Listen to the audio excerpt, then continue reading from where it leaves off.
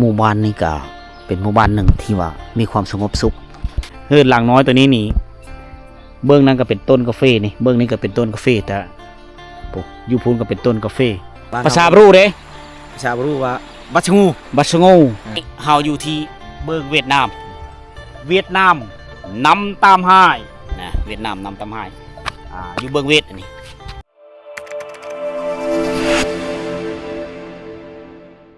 สบายดีพ่อแม่พี่น้องสบายดี FC ทุกท่านที่กำลังติดตามและรับชมนะกายินดีต้อนรับทุกคนเข้าสู่หมู่บ้านชนบทอีกมื้อนึงมื้อนี้คอยมาที่บ้านเจ็ดหลังอยู่เขตชายแดนลาวเวียดนามทุกคนนะเขาเอิ้นว่าบ้านตัวนี้ติดแปะกับชายแดนคือกว่าบ้านตะป่องนี่นะบ้านตะป่องน้อยที่วิดีโอก่อนครับมันจะอยู่เบื้องทิศตะวันตกอันนี้ติดแปะกับทิศตะวันออกที่ห้ามไปเพียงแต่ประมาณ10 เมตร20 เมตรก็ฮอดลักหมายเลยนะเป็นบ้านเจ็ดหลังทุกคนนะก็มีประชากรอยู่กับมีฮอด30 คนเราทุกคนเจ็ดหลังคาเฮือนนะเป็นพี่ๆน้องๆกันทั้งหมด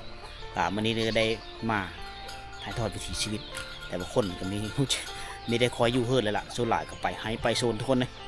หมู่บ้านนี้ก็เป็นหมู่บ้านหนึ่งที่ว่ามีความสงบสุขสุขเจ้านิยมปลูกนี่คือมะมีเนี่ยมะมีก็เป็นต้นไม้กินมะชนิดหนึ่งพวกนะที่ส่วนหลายเขาเจ้าไม่ได้เอาไว้กินมะมันมันสุกเขาเจ้าจะเอาไปแกงเสื้อหอยอ้อมเสื้อหอยประมาณนี้เมื่อเลยมีกินแล้วเขาเจ้าจะปิดเอามะมีลงมาแกงกินเฮ็ดเมนูนะ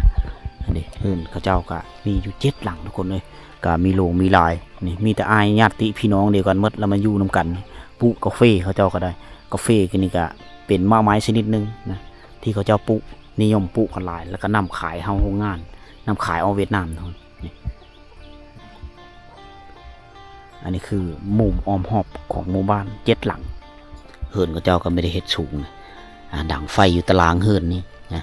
เฮ็ดอยู่เฮ็ดกินอยู่นี่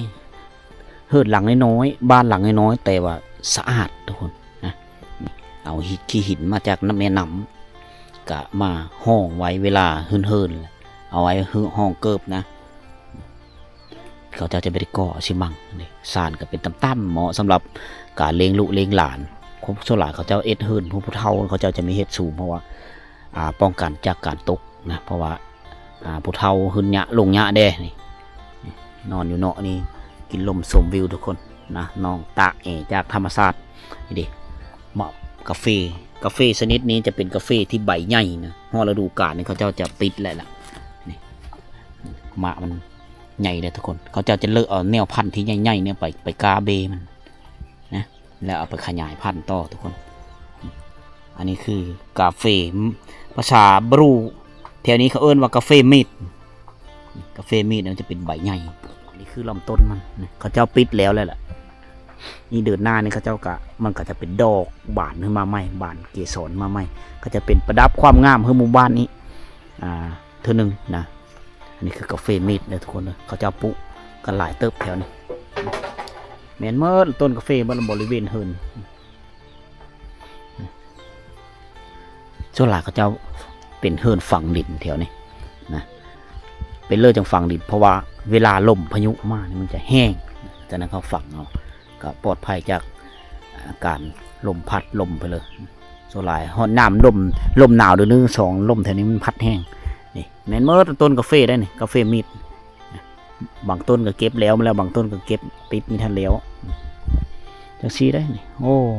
เอาต้นกาแฟเป็นเสาเฮิรนเลยตัวนี้เสาเฮิรนโคบนเอาไว้เคืองไว้ของเขาเจ้า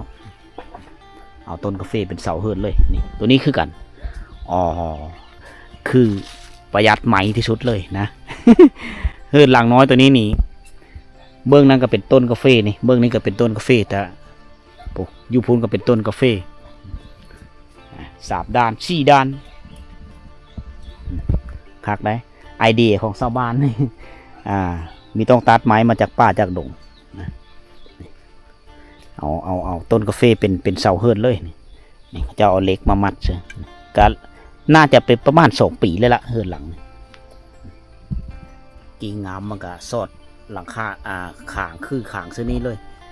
ไม้เฮิรนเขาเจ้าก็ไม่ได้เอาไม้ที่ว่าเยื่อมานี่ไม้ป้องไม้พุ่งไม้พางมาจากป่าจากดงตัวนี้จะเป็นใบตองคอด้วยทุกคนใบตองคอเขาขึ้นผู้เพื่อชิได้มันมาก็เอาผ้าบัดมุ่งเอา ไม่ได้มุงยาเจ้าก็อยู่ไปจังซี่แหละบางเธอก็เป็นลูกชายลูกไผ่มาอยู่มานอนอยู่พี่ปู่ย่าก็อยู่เฮิรนตัวหลังใหญ่คนเวลาเฮ็ดอยู่เฮ็ดกินเขาเจ้าจะแต่งอยู่โคกินน้ำกัดเวลานอนแล้วเขาจะแยกที่นอนส่วนหลายเขาเจ้าเฮ็ดเฮิรนหลังเพื่อหลังมันได้ระหว่างปู่ย่ากับลูกเพื่อนี่จะอยู่เฮิรนต่างหากนอนพักนอนต่างหากนี่ปู่เฮิรนย่าจะอยู่หลังนั้นก็ติดแปะก็คือกันนี่แหละจะไม่ได้ไก่เด็กเสาซีด้าน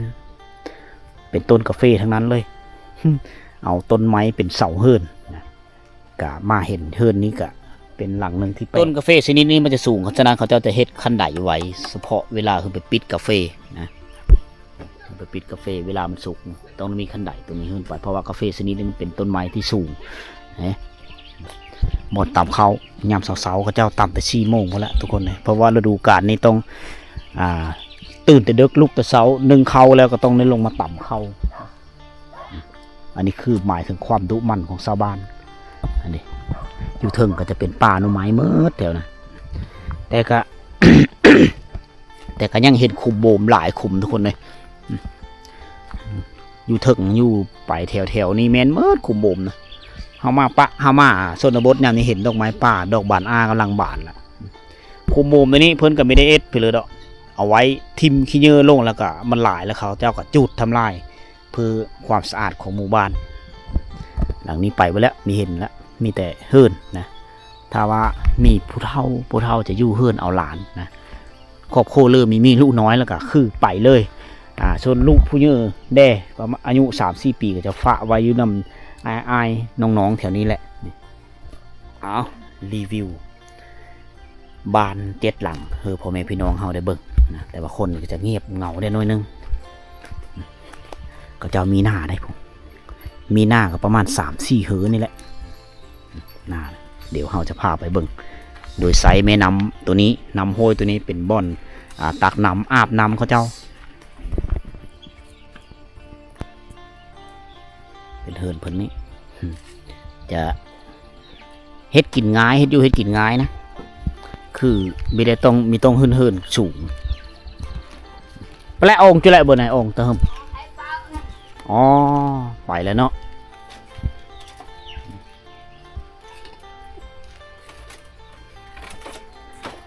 เป็นเฮิรนที่ต่ำต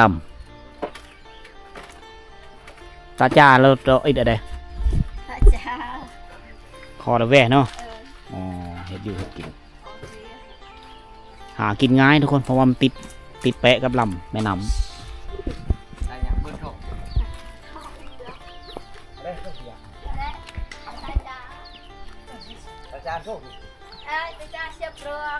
เชียบร้องคือปลาซิวบ่อนนางลินเขาเจ้านี่คักเลยนี่เขาเจ้านางลินนี่คักดงมะนาวบ่ฮะอยู่ผู้เดียวบ่ฮะอ้าวกินหมกแก้วนึงมานะฮะ อ้าวเห็นไรพ่อแม่นี่ไปแล้วพ่อแม่นี่ไปเฮ็ดไห้ละไปฮื้อไห้ละยังเหลือแต่ลูกอยู่เฮิรนนะลูกก็อยู่ไปตามลำพังนั่นสิแหละทุกคนเพราะว่าเขาเจ้านี่ชินเคยกับการปะลูกเตาเฮยอยู่ในเฮิรนละอยู่น้ำอายน้ำน้องอยู่น้ำญาติพี่น้องแหละเป็นผู้เบิ่งแน่คอยเบิ่งนี่แหละเฮ็ดอันอยู่อันกินปลาไว้เฮลูกแล้วก็ไปเหนื่อยยังเอาเด็กมาให้เอาลูกมาให้เอาหลานมาเฮแล้ว ลูกเราลูกคนนี้นั่นเราหลานยาบอกคนนี้เป็นยาอุ้มหลานก็เราบริเห็นได้ตาบริเห็นอ๋อเราพิการตาเบิ่งบดมาชงเบื้องเลยนะอีเจ้าก็อยู่เลยจูจุดงจูสตังยาละดงยาละดงแปะก็บัดเอาไปช้ำเอายาแล้วกลับคืนแล้วไปช้ำโอ้จะไปเกลือหมูป้าเจ้มลีแกก็เลือกนึงไปช้ำโอ้จึงขนาดเนาะบ่อนไปเนาะเพราะว่าเขาเจ้าจะมีจุดพิเศษของเขาเจ้าต่างหากนะ เขาเจ้ามีเห็นหุงก็ตามแต่ว่าเขาสัมผัสด้วยความสิ้นเคยของเจ้า จื้อใช่ก็ได้นะครับ โอ้โห เป็นคนตาบอดหลายคนเขาจะใช้ไม้ได้แต่ว่าเราบ่ได้ใช้พุ่นแล้วลงไปตั้งน้ำห้วยฝุ่นแล้วไปผู้เดียวเราบ่มีไม้เท้าเลยนะไม่มีไม้เท้าเอาไปได้เราได้ ไปแล้วเหินนี่ไปมาแล้วละเปาะแnhẹเดิมบัดส่วนนะช่วยแต่เบิ้ลจุ๊บใช่เบอร์ไหนงี้เบอร์ไหนเนาะเช็ดเหินหลังใหม่เลยเนี่ยเกี่ยมไม้เลยอ๋อตะดง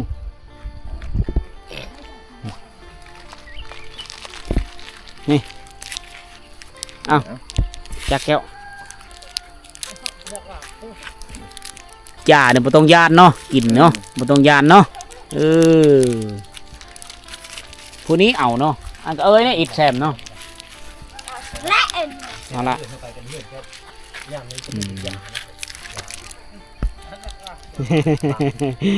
บ่ยานเนาะบ่ต้องยานนี่ลุงเด้อมื้อนี้ก็มาพร้อมกับทีมงานคือเก่าทุกคนเคยตะโอ้ยซื้อแก้ววิไลเคยตะโอ้ยเนาะ แกเวลาเคยโทษ มื้อนี้เพิ่นมาเที่ยวพามาเที่ยวหมู่บ้าน7หลังบ่าวโนดพาเลาะ สวัสดีคือเก่าพี่น้องกันมาเบิ่งหมู่บ้าน 7หลัง 7 หลัง บ้านลึกลับ บ้านที่ว่าใกล้ชายแดนที่สุดบ้านอื่น ติดแปรกับหลักหมายเลยเนาะ ติดแปรกับหลักหมายเลย นี่แหละหลักหมายแสดงขึ้นเทิงนี้ขึ้นไปเทิงนี้ประมาณ30 เมตรฮอดเลยนะหลักหมายประมาณ30 เมตรเวียดนามเอิ้นโกดม็อกเนาะหลักหมายเนาะ โกดม็อกเฮินพระเจ้าขมุงไว้เอาใบตองคอมามุงกับผ้าบัตร เราบ่มีเนี่ยไปตองคอน หายากเลย ยากเลยโอ้โหเอามาบ่ง่ายเนี่ยเบิ่นนี่ก็เป็นธรรมดาเนาะ ทางเฮามาพุ่นแล้ว ทางรถเฮามาพุ่น 2 มื้อเราไปนอนคืนนึง โอ้ระดับพุ่นได้ไม่ได้ง่ายได้ ไปไกลเนาะบางคนเขาว่าไปตัดเอาตัวนี้กับคิดไล่มูลค่ามันอาจจะซ้ำชื่อชังกะชีผู้ใดเนาะมา โตนผู้ใด แต่ว่าตัวนี้มันเย็นตัวนี้ แต่ใส่ได้ทนคือกัน5 ปีไปแล้วเนาะแต่ว่าเย็น สิก็มอเลือกบ่ก็ เย็นครับ เกืออันรุงน่ะ ต้องกดโว้ยช่างบ้างเลย เชิงตะปอด5-6 ปี 6 ปี อยู่การใช้งาน เฮายานเวลามันยานมันเชียงอัคคีไผตัวนี้ อ๋อย าน อ๋อ เพราะว่าเขาดังไผอยู่ในหื่นเลย เสี่ยมีความเสี่ยงสูงโอ้ถ้าว่าไฟไหม้เฮือนนี้ มันมีเข้าเนาะ มีเข้าไม่เข้า ต้องได้เสียงงี้โง่อี โง่ได้ จำผีผีควันเข้าอะเอาโบนนะ อ๋อเห็นบ่เขา เอาหมู เอา บ่ได้ได้หมูแบก็บ่ได้ได้เขียนนี่นะต้องเป็นงูเนาะเถอะเลยหน่อยเถอะเลย อ๋อ ต้องเป็นงูโลดได้ ไหม้เฮือนแล้วยังมีพ่อ ไม่เฮือนเลยยังบ่ ไหม้เข้าน้อยเดียวเสียงโง่เป็นโตย ยังได้ อันนี้คือความเสือนะ พราว่าได้แก้ฮีตของเขาเด้ แค่ตะโอ้ยแห้งโหดกว่าหั่น แต่โอ้ยนี่ยังถือว่าเขายังเอาเบต่างได้ อ๋อ แต่อยู่นี่แห้งนักเลยถือว่าเอางูเอางัวเอาเบ แต่เผาตัวนี้เขาป้องกันเขาไม่เอาเข้าไว้อยู่ในเฮือน ป้องกันเอาบ่ได้ เขาเฮ็ดเราเข้า แล้วเขาอยู่นอก เขาเฮ็ดเราเข้าอยู่เนาะเลย วันนี้เขาป้าไว้อยู่เฮือน เฮามาเบิ่งบ่อนเขาเจ้าใสน้ำบัดนี้เขากินเขาอาบอยู่นี่แม่นบ่ลงมาซักเครื่องซักคองอยู่นี่บ้าน7หลังนี่เนาะ อยู่นี่นะ อ๋อน้ำนี่ใสงามแม่น้ำนี่ หัวกระป้าย ห้วยกระปายคือกันเนาะอ๋อบ้านตัวนี้นี่จะติดแปะกับหลักหมายเนาะคือกับชายแดนเนาะอ๋อประเทศแต่ประมาณ20-30 เมตรฮอดเขตหลักหมายเลยน้ำไหลอันนี้เขตบ้านเฮาในเฮ็ดโต้งได้แล้วอยู่นี่ รักเขาเล่นนั่นได้ ฮะ ย่าฝุ่นเขาใช้ไดนาโม ไดนาโม ไดน้ำมันปั่นไฟเนาะ แต่เดี๋ยวนี้น้ำมันบ่แห้งเลยเขาจะตันตัวนี้ใช้ตัวนี้ อืม ได้แต่ชาร์จโทรศัพท์ ยามฝนนี่แม่นเอามาเซอร์ โทรศัพท์มาติดอยู่นี่โต๊ะไปหั่นเลยตักเชือกอยู่ห้องโต๊ะนะพากันญาติกระชาก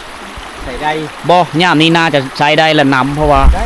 ตันเอาเบิดทางนั้นกับทางนี้นี่ น้อย น้ำมันปล่อยลงแล้วเดียวนี่แห้งแล้ว น้ำไปช่วงฉายมันไปทางไหนอีกทีตะเก้าน้ำมาจะป้องดินตะเก้าบ่เคยแห้งได้บ่นี่ไร อ๋อแต่ปีนี้แห้งเนาะ ทีนี้แห้งน้ำไปทางนั้นเด้ ซักเครื่องอยู่นี่พักบ่อนซักเครื่องครับตาแล้วก็ตะพาตะแพร่แถวนี้เลยเป็ดก็ลอยน้ำริมแซวๆเต็มไปด้วยป้าไม่ไข่เฉพาะเขาจะมาอยู่เนาะหมู่บ้าน7หลังฮะเฮาไปเบิ่งลักหมายทุกคนเลยเวียดนามเอิ้นโกดม็อกอันนี้คือเบอร์ยอดไข่รสชาติสีฝาดๆดับกินข้าว สลายเขาเจ้าได้ป่าดิบมาเขาเจ้าผู้เลิกกินดิบแล้วเขาเจ้าจะไปทับต่ำจะคกมุนๆแล้วก็ไปแซเอาเนื้อป่าเนี่ยไปแซก่อนแซครับพักย้อนไปไข่แหละ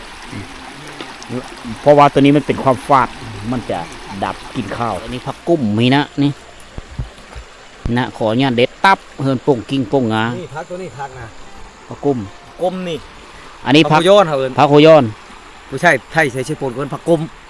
ผักก้ม เออ ผักยอดทบบ้านเขาเอิญ ผักยอดทบอีก พี่น้อง ผักโย้อนเขาเอิ้น ภาษาบ้านนาหางน้อยแล้วผักยอดทบ บ้นเฮ ภาษาบรูเด้ ภาษาบรู้ว่าบัชงู บัดชะโงู เออ ชะโงูแล้วคือก้มหัวลง เออ ชะโงู บัดชะโงู ผัก ผักยอดทบผักหัวยอนผักหัวยอน กิน พี่ กั น้ บ อง ซอยจุค่าคือกันได้นี่ไร อันนี้เด้เป็นผักย่างหนึงผักกุ้ม กุ้ม อ๋อภาษาบรูเด้ บัดปูนเขาเอิ้น ปูนเนาะ เออ อันนี้เขาเจ้าเด็ดเอาไปคั้นส้มผัก โอ้ลายๆเลยแค่เดียวมือนี่เอามือ เฮ็ เลย ดกระ นี่ ชูบผมได้ ฮะ เฮ็ดกระชูบผม ตากระชูบ อืม น้ำผัก เฮ็ดน้ำพักนะ อ๋อหลายได้ แค่ชื่อปูนเขาจะเอาผักกาดแต่เคสนี้เขาเอาพักตัวนี้ หลายได้นี่ยอดผักกุ้มทั้งนั้นเลยนี่เอามือคั้นส้มนี่คักนี่คั้นส้มผักแถวนี้แม่นหมดนี่เนาะ เนาะ อันนี้เขาเจ้าปุ๊บ่นี่ ปุ๊บ่ ฮะ เกิดเองตัวนี้ เกิดเองตามธรรมชาติเนาะ เกิดเองจากธรรมชาติ อ๋อนี่เป็นดอกไม้อันนี้คือมะแหงภาษาบรูเด้เอิ้นอะไร กึ่งแปรง กึ่งแบรงนี่ภาษาบรูมือละคำสองคำทุกคนกึ่งแบรง กลางมาแข้ง แบรงมะแข้งเนาะอืม แข้ง บ้านเฮาเอิ้นมะแหงซุเฮามานี่เย็บบินเวทแล้วบ่ ยืดแล้ว ฮะเขามีจับบ่ฮะ จับ อย่าว่าเขาโกดคนเขาอ้อนอกเมือง มาได้ทีนี้ อ๋อเขาเอิ้นว่าประเภทนี้เนาะอ๋อ กาดไปมาตอนนี้คอยกับทีมงานได้ห้ามมาฟังเวียดนามนะก็คือมาสูตรนี่แหละซ้ำเข้าไปให้ไปหน้าได้ คอยสะอ่อนพักจากธรรมชาติพักปลอดสารพิษทุกคนพักยอดทบพักหัวย้อนนะหลายนี่นะพักปลอดสารพิษทั้งนั้นเลยอันนี้คืออยู่เบื้องเวียดนามมันละนะหัวสูตรนี่กระแมนของเวียดนามหมดอ๋ออันนี้รถไทยมาแก้จากโบงโอ้โห คือจะบุกคนลาวนะชื่อไปชูดเลยเหราชื่อเด้รถจักรมาเขานี่ทำเด้ แห้งเนาะ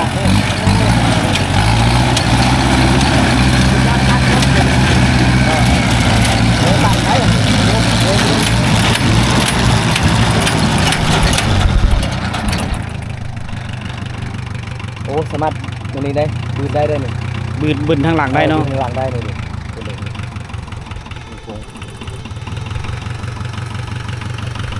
เจอมาเลยมาเลยฮะ ไปเลยไปเลย อย่ารถพ่อค้าเวียดนามเพิ่นมาแก้เอาไม้อย่างโบงเมื่อศูนย์สะบานศูนย์มันต้นของพี่น้องเบิ่งกระป่ายได้นี่เบิ่งมันต้นน่ะงามเวียดมาเบิ่งเวทนี่ต่างเนาะสิเอามือเฮอแม่ตุกติกคันชม นี่เอาทางนี้มันยอดง่ายยอดงามผู้เลาะมาทางนั้นมีหลายนี่ดีนี่โอ้ยอดงาม ผักกุ้มเดี๋ยวเอาหาทุกอย่างมาเสื่อตอนนี้คอยกับทีมงานได้มาฮอดลักหมายทุกคนอันนี้แหละเขาเอิ้นว่าลักหมายเสด็จลาวเวียดนามนะมีแม่นลักหมายลมแบงเนี่ยไม้ลมแบงคอยมีฮู้จักว่าอยู่ซิเลอร์อันนี้คือลักหมายอยู่บ้านขอบเขตบ้านตะป่องนี่แหละก็คือกับบ้านเจ็ดหลังนะ มาบ้านเจ็ดหลังก็เลยแวะมาเพราะว่าบ้านเจ็ดหลังมันติดแปะกับสายเด่นนะเอาเบิ่งอันนี้ลักหมาย582ทุกคนลักหมายที่582ลาวกับเวียดนามนะเวียดนามน้อยละก้นหมอกนำตามให้นะนำตามให้582วันนี้เขาอยู่เบื้องเวทหรือเบื้องเล่าวเดี๋ยวนี้ เวียด เบื้องเวทเนาะถ้าวันยางพวกก็จะเป็นเบื้องเล่าวเขา เบื้องเวียดในตัวสีจะเป็นเวียดนะ นี่อยู่นี่มันติดแปะกับแม่น้ำกับป่ายเขาเจ้าเลยเฮ็ดคันไดสูงสำหรับเจ้าหน้าที่ชายแดนเฮาขึ้นไปโกดกาเบิ่งนะ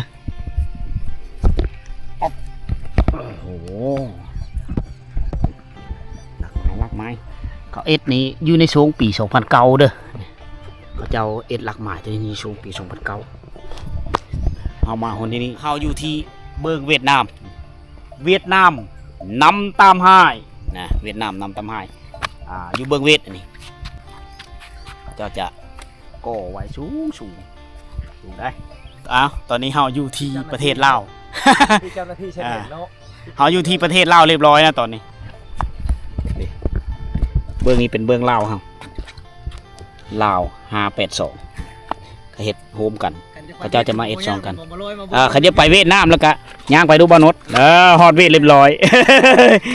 ฮอดลาวเรียบร้อยนี่นะการห้ามแดนแบบง่ายๆทุกคนไม่ต้องยะนะอันนี้คือลักไม้ภาพพ่อแม่พี่น้องเข้ามาเบิ่งจุดประสงค์ก็ไม่ได้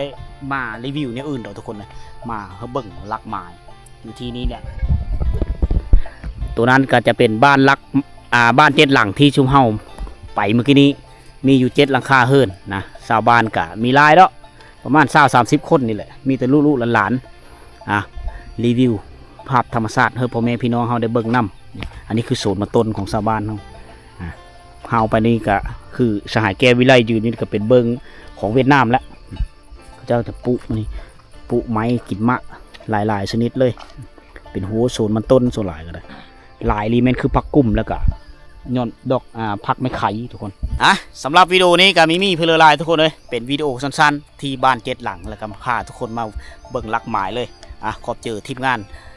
ที่พามาเบิ่งกันโดยเฉพาะคือสหายแก้ววิไลเคยตะโอ้ยเพิ่นพามาเบิ่งลักไม้นะเพราะว่าเฮาคอยมาตะบ้างเห็นอยู่ลักตั้งเถอะคือว่าน้อยบัดเฮามาเบิ่งเลยมันใหญ่ทุกคนเป็นลักใหญ่อันนี้คือลักไม้ไซเดน582อยู่ที่เวียดนามกับลาวนะเอาพบกันใหม่ในวิดีโอต่อไปด้วยทุกคนเลย